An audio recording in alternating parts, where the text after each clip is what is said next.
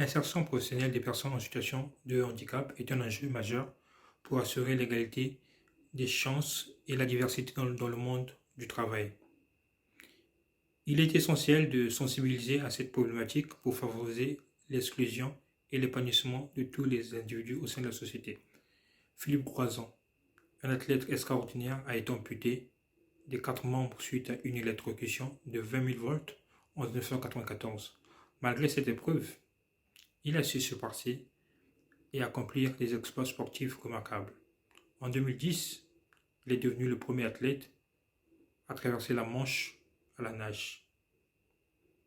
Selon Philippe Croizon, en France, 12% de la population est atteinte d'un handicap, mais seulement 1% détient une licence sportive. Ce constat est dramatique. À titre de comparaison, en Chine, 25% des personnes handicapées pratiquent une activité physique. Pourtant, la Chine n'est pas connue pour être le pays des droits de l'homme.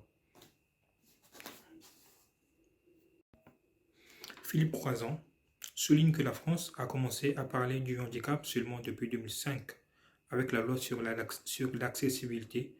Avant cela, le handicap était souvent associé à l'inaptitude.